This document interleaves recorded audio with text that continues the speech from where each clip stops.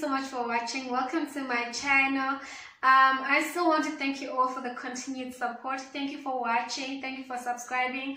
All the new subscribers, people I haven't seen nor talked to in years, thank you so much for your support. I really appreciate it. As you can tell, this week's topic is a bit serious.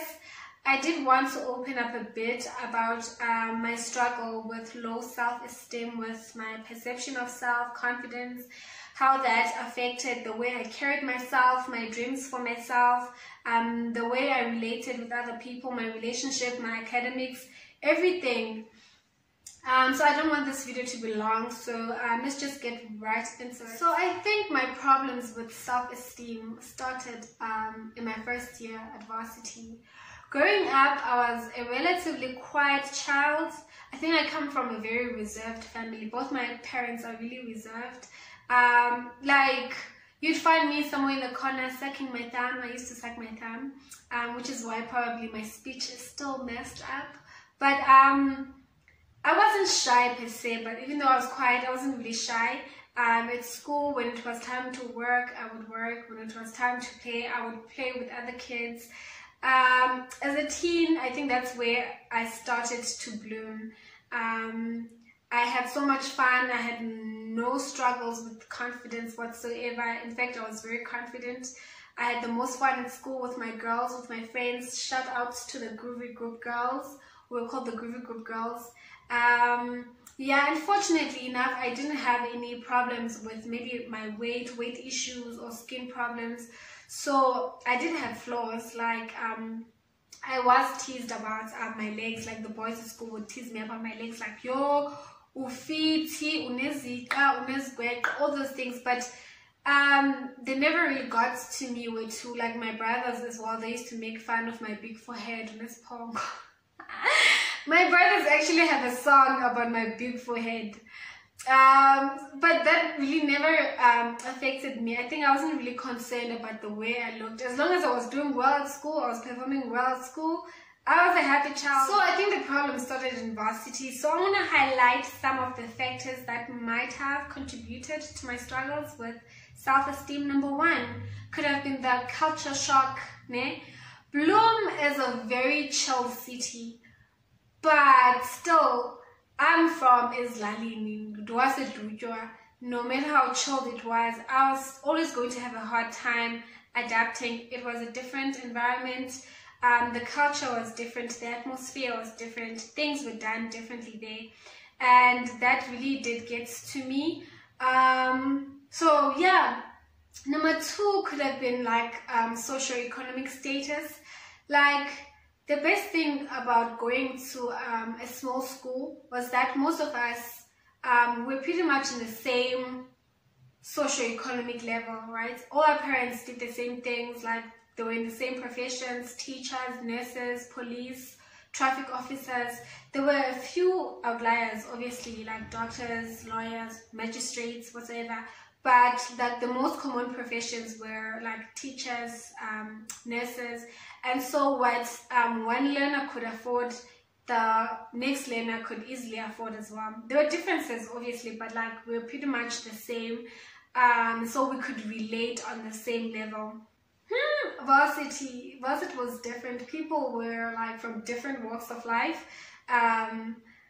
People had pretty hairstyles, fashionable clothes, expensive accents, and when you're just this kid from Eduja, no one really noticed you, like Mbani, Wapi, Kupetuja. No one really cared, and that did affect me, because you grow up as this person in school and you are popular, you are smart, you are one of the pretty girls, like you and your friends, you're popular, you are those girls, you're well known, and then you get to a place where no one hardly acknowledges you, you are just in jail. So that did affect me, even though I did not realize it at that time, but it did affect my confidence. It did affect how I saw myself. So I began to shrink because, yeah, I wasn't fitting in. And I don't even want to use the term fit in, because then going at it, I was trying to change myself or be something I was not. So it was hard for me to, let me say, to adapt. Because if you move into a new environment, you have to adapt. Otherwise, natural selection, elimination. Also academically, zazishisa that side. Yeah! You grow up, man, clever. And the weird thing, it was just one module, but it killed my confidence. Yeah, it made me sit down. Like, if you call me a papa, you will sit down. That year, like my first year, I failed first year calculus. Yo, that wrecked me apart, honestly. That sucked the light out of me. Honestly, it really affected me. My confidence was on the floor. It was difficult, honestly. Like, even with the lecturers, like, all my lecturers were white. You see, this is why representation matters. Me, I grew up in a black school. Like, I could always approach my teachers anytime, anyhow. I was used to them. Like, now I had white lecturers. How do I approach them? Like, what's the etiquette? Like, wagunzima, you know? So, I was struggling academically, and yeah.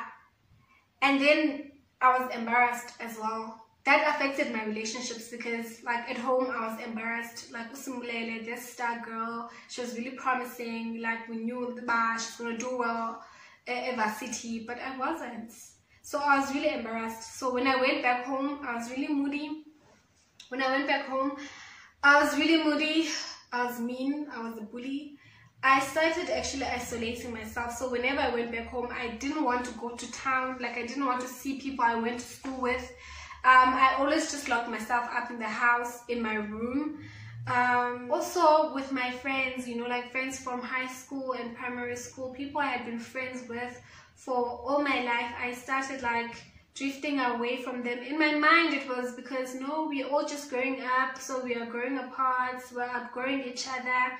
But really, I think I was just embarrassed with too, you know, like, I'm failing at school, I'm not doing well socially, I'm struggling, like, making friends and all these things. Like, financially, I was also not doing well. So I tried to avoid them. I didn't want to see. Another thing that also affected my confidence was, I was in a relationship at that time. Like, I had a boyfriend from matric and we dated all of my first year.